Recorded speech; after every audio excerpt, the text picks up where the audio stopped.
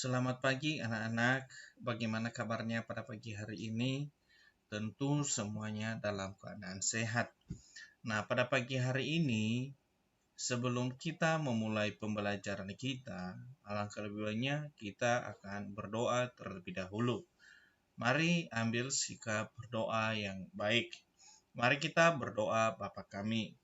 Atas nama Bapa, Putra, dan Roh Kudus. Amin.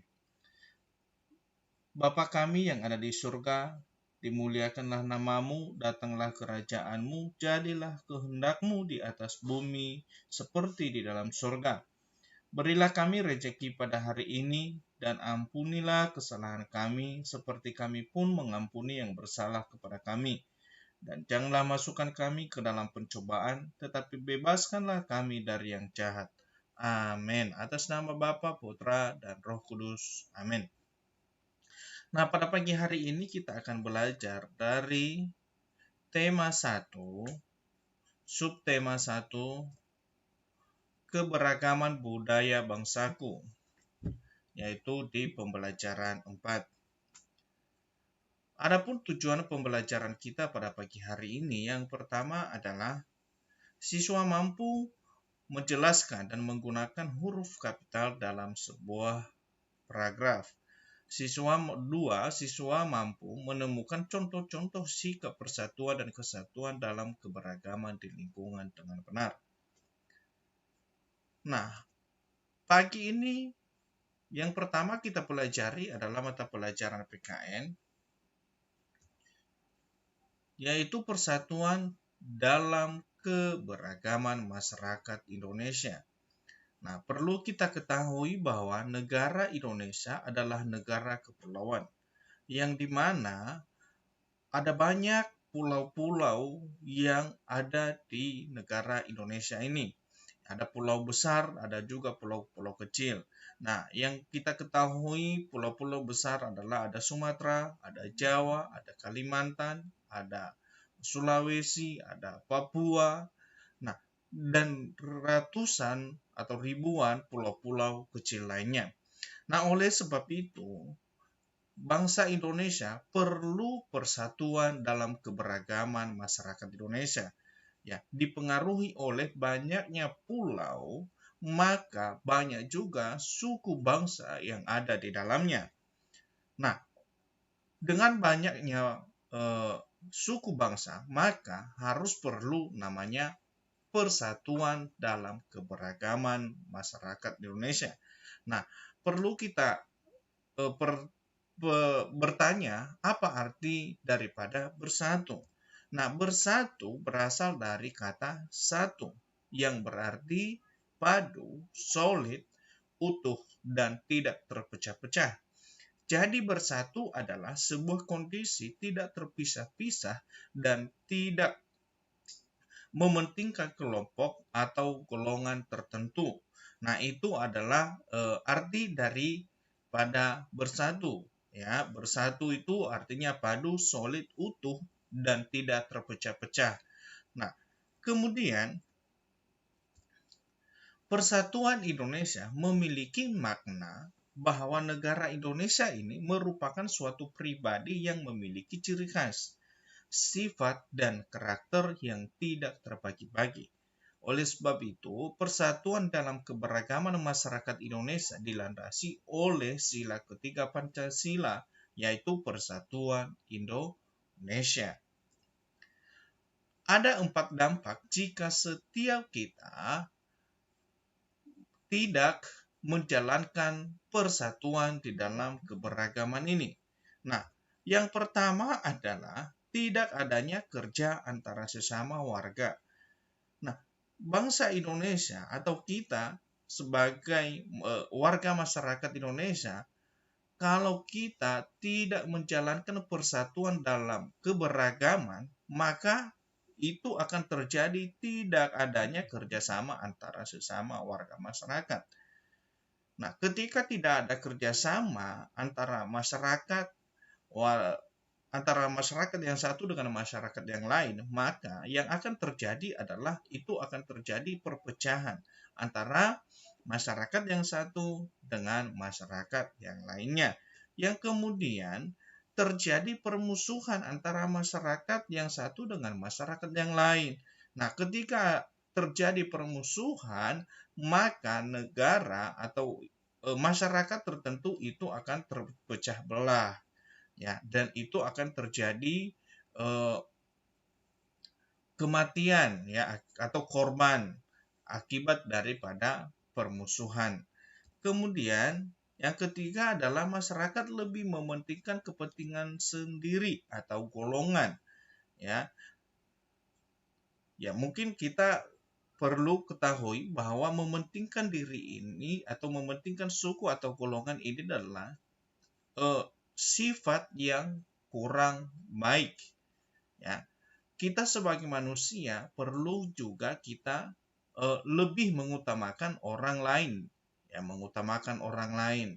Kita peduli terhadap orang lain, ya. Ketika misalnya, ya, Bapak guru memberikan beberapa permen, ya, untuk dibagi-bagi, tetapi karena ada seorang anak yang mau mementingkan dirinya sendiri, maka dia semua permen itu dia ambil dan dia simpan untuk dirinya sendiri.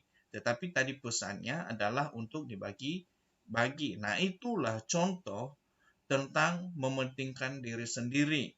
Ya, dia ambil semuanya terus dia simpan dan dia makan sendiri tanpa memperdulikan orang lain. Nah, coba perhatikan di sini, masyarakat tidak peduli terhadap kesedihan dan penderitaan orang lain. Nah, boleh kamu lihat di gambar ini, ya, apabila kita tidak menjalankan sikap persatuan di dalam keberagaman, maka kita tidak peduli dengan orang-orang yang seperti ini. Tetapi karena kita hidup di dalam persatuan, di dalam keberagaman, maka kita sebagai anak, sebagai warga negara, kita perlu peduli kepada sesama manusia. Jadi, ketika kita melihat orang-orang yang kurang beruntung atau kurang mampu di dalam finansial atau di dalam memenuhi kebutuhannya sehari-hari, maka kita sebagai warga negara kita akan peduli membagikan makanan, membagikan apa yang dibutuhkan. Misalnya di gambar ini, ya, apa yang perlu dia butuhkan, ya, mari kita memberikan rasa peduli kepadanya, ya. Mungkin kita memberikan seperti kursi roda, baju. Nah, kalau yang gambar sebelah ini, ya, bisa juga kita membantu, ya, dengan cara yaitu mungkin memberikan baju yang layak dipakai. Nah, itu 4 hal itu yang akan terjadi di dalam masyarakat Indonesia jika tidak menjalankan sikap persatuan di dalam keberagaman. Nah, apa arti daripada keberagaman? Karena dari tadi kita berbicara tentang keberagaman. Nah, keberagaman berasal dari kata beragam. Beragam artinya macam atau jenis. Jadi beragam adalah bermacam-macam atau berwarna-warni. Negara Indonesia memiliki keberagaman, misalnya suku, ya. Negara Indonesia, Bapak sudah sebutkan tadi bahwa negara yang memiliki banyak pulau dan di dalamnya juga terdapat suku-suku yang ada atau yang menghuni pulau-pulau tertentu. Misalnya di Jawa, ya, ada suku Baduy, ada suku Madura, ada suku Jawa, ada juga suku Betawi dan lain sebagainya. Nah, inilah suku-suku yang ada di Indonesia. Di Papua ada juga suku, ya, di Sumatera ada suku Batak, ada suku Minang, ada suku Melayu. Nah, selain daripada suku, negara Indonesia memiliki keberagaman budaya. Oleh sebab itu, setiap suku berbeda budayanya dengan budaya suku yang lainnya. Itu tentu berbeda, ya, baik dari segi pakaian adat, cara tata menyambut tamu dan memberikan penghormatan kepada tamu antara suku yang satu dengan suku yang lain itu berbeda. Disebabkan karena keadaan geografis Indonesia, ya, karena disebabkan oleh banyaknya suku, ya. Makanya budaya yang satu dengan budaya yang lain itu pasti akan berbeda. Nah, selain daripada budaya, ada juga agama, ya. Kita perlu mengetahui bahwa agama yang ada di Indonesia itu ada 6. Ada agama Islam, Kristen, Katolik, Buddha, Hindu, dan terakhir adalah Konghucu. Nah, kita sebagai masyarakat Indonesia, kita perlu menjalin kerjasama antara agama yang satu dengan agama yang lain tanpa melihat perbedaan keyakinan kita. Ya, kita saling peduli, kita saling membangun satu dengan yang lainnya. Nah, itulah negara Indonesia memiliki keberagaman di Indonesia ini. Kemudian perilaku menerima keberagaman atau perbedaan antara Bapak mengulang, perilaku menerima keberagaman atau perbedaan bangsa Indonesia tercermin pada pembiasaan sikap berikut. Yang pertama adalah toleransi. Nah, apa yang dimaksud dengan toleransi? Toleransi yaitu sikap tegang rasa terhadap serta mau menerima, menghormati, dan menghargai perbedaan. Baik perbedaan gender, jenis kelamin, suku, agama, pendapat, dan pemikiran. Nah, sikap toleransi ini diperlukan untuk menciptakan kerukunan dan menghindari pertentangan. Contoh, perilaku toleran antara memberikan kesempatan kepada teman berbeda agama untuk menjalankan ibadahnya. Ya, mungkin kalau kita misalnya sedang mengerjakan tugas kelompok, ya, ada teman kita ada agama Buddha, agama Konghucu, Kristen, dan Islam. Nah, ketika kita berdiskusi, nah tiba-tiba teman kita yang beragama Islam karena dia mau sholat 5 waktu, nah kita juga sebagai teman, kita harus memberikan kesempatan kepada dia untuk mau beribadah. Ya, itu yang pertama. Yang kedua adalah simpati dan empati. Nah, simpati dan empati adalah merupakan keikutsertaan merasakan perasaan senang dan susah orang lain. Adapun empati merupakan sikap simpati yang lebih mendalam. Nah, Bapak ulang lagi, simpati adalah merupakan keikutsertaan merasakan perasaan senang atau orang lain. Sedangkan empati merupakan sikap simpati yang lebih mendalam. Nah, contoh simpati ini ya, misalnya ada teman kita senang, ketawa, ya kita ikut tertawa, ya, kita ikut merasakan kebahagiaan teman. Tetapi kalau empati ini kalau ada yang orang yang berduka, ya, kita seakan-akan memposisikan diri kita terhadap diri dia, ya. Kita mengambil seakan-akan kita merasakan apa yang dirasakannya. Itu adalah empati. Nah, empati dapat diartikan sebagai sikap merasakan diri seolah-olah dalam keadaan orang lain. Dengan demikian, orang yang berempati akan mampu merasakan hal-hal yang dialami oleh orang lain. Contoh ya, empati ini ya misalnya kita melihat orang yang meminta-minta, ya. Nah, kita seakan-akan merasakan apa yang dirasakan oleh orang yang meminta-minta itu.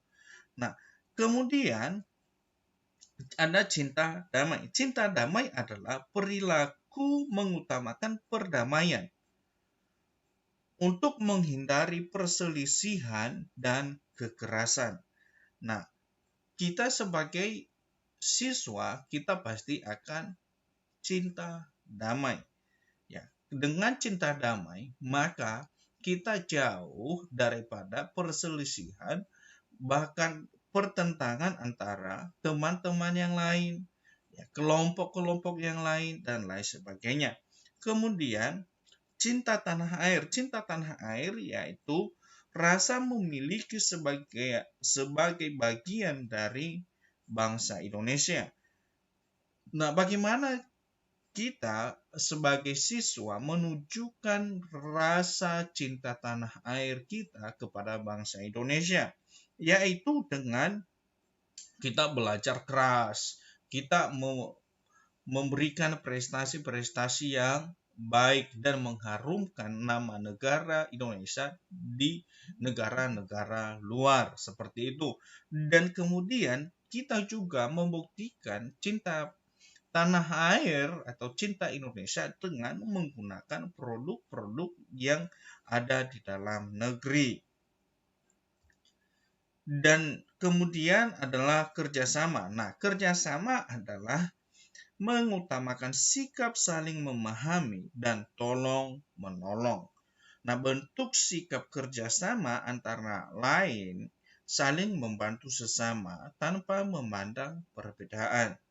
Nah, kerjasama ini bentuknya seperti gotong royong dan itu adalah banyak manfaat yang dapat kita rasakan seperti itu ya anak-anak. Contoh ya, kalau kita kerjasama, maka kerja yang berat ketika kita mengerjakan bersama itu pasti pekerjaan itu akan menjadi ringan. Dan selain itu juga kita bisa menghemat biaya, menghemat waktu dan lain sebagainya. Dan dengan kerjasama itu akan terjadi namanya kerukunan antara satu dengan yang lainnya, antara warga yang satu dengan warga yang lainnya.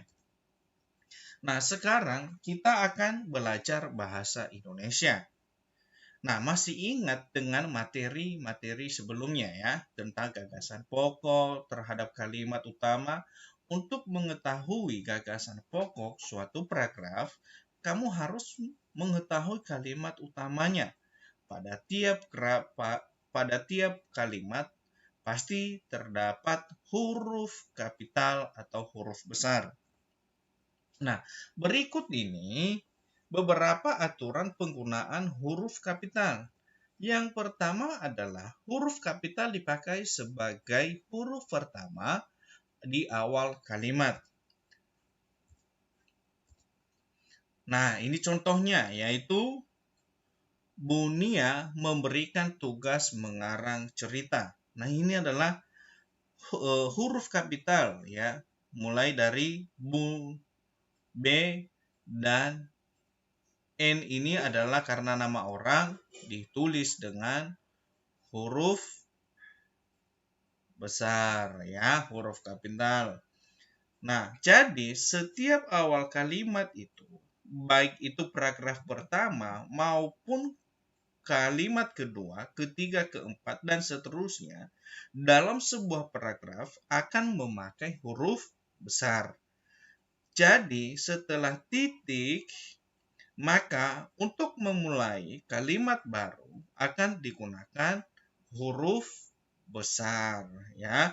Seperti contoh tadi ya, Bapak juga bisa memberikan contoh yang kedua yaitu dia di situ adalah huruf besar menulis sebuah catatan titik. Nah, untuk melanjutkan kalimatnya maka berharap bisa menulis sebuah buku. B di situ adalah huruf besar karena ditulis setelah tanda titik. Yang kemudian huruf kapital dipakai sebagai huruf pertama unsur nama orang. Contohnya ya, Bapak ulangi lagi, huruf kapital dipakai sebagai huruf pertama unsur nama orang. Contoh, Ki Hajar Dewantara adalah pahlawan nasional di bidang pendidikan. Coba perhatikan K, H, dan D. Kenapa ditulis huruf besar? Karena huruf kapital digunakan di dalam unsur nama orang. Makanya ditulis dengan huruf besar atau huruf kapital. Yang kemudian huruf kapital dipakai pada awal kalimat dalam petikan langsung. Ya, contohnya, kita semua adalah penerus bangsa. Kata kita di sini karena di awal kalimat itu ditulis dengan huruf K. Dan K-nya itu adalah K besar atau huruf kapital. Yang kemudian huruf kapital dipakai sebagai huruf pertama setiap kata, nama agama, kitab suci, dan Tuhan. Dan termasuk sebutan dan kata ganti untuk Tuhan. Contohnya, Al-Quran merupakan kitab suci umat agama Islam. Nah, ini A di sini ditulis dengan huruf besar. Ya, karena itu adalah menunjukkan kitab suci atau dimulai dari awal kalimat. Ya. Kemudian I di sini ditulis dengan huruf besar. Kenapa ditulis huruf besar? Karena Islam di sini adalah agama. Maka I-nya di sini harus ditulis dengan huruf kapital. Kemudian Bapak kasih contoh satu lagi, yaitu Alkitab merupakan kitab suci umat beragama Kristen. Nah, sama, A-nya ditulis dengan huruf kapital, sedangkan K-nya ditulis dengan huruf kapital juga, karena Kristen adalah menunjukkan kepada sebutan agama. Nah, huruf kapital dipakai sebagai huruf pertama nama bangsa, suku, bangsa, dan bahasa. Contoh, bahasa Gayo adalah bahasa yang digunakan oleh suku Gayo. Nah, bahasa B di sini adalah huruf kapital karena memang dimulai dari awal kalimat. Sedangkan G di sini adalah huruf kapital karena dari suku, ya, dari kata suku Gayo. Nah, suku Gayo, G di sini juga ditulis dengan huruf besar karena mengandung unsur suku bangsa, ya. Huruf kapital dipakai sebagai huruf pertama nama geografi. Contoh, Gunung Semeru merupakan gunung tertinggi yang berada di Pulau Jawa Timur.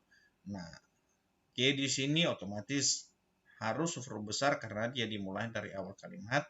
Dan S di sini adalah menunjukkan nama tempat dan gunung, nama gunung, dan kemudian C sama T di sini ditulis adalah menunjukkan daerah. Ya. Nah, itu tadi pembelajaran kita hari ini. Ya, semoga apa yang kita pelajari hari ini boleh dipahami dan dimengerti bersama.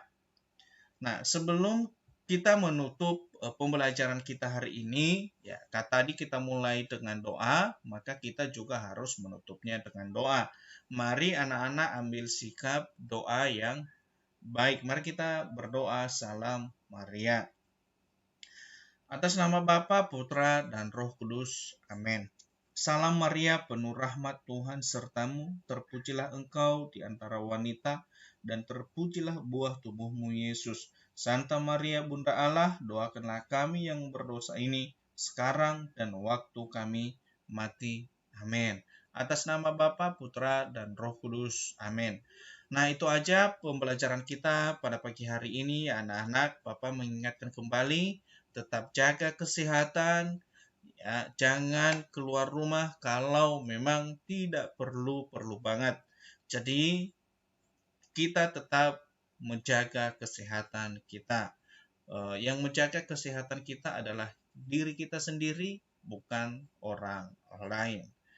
Oke, sampai di sini Salam sehat, dadah.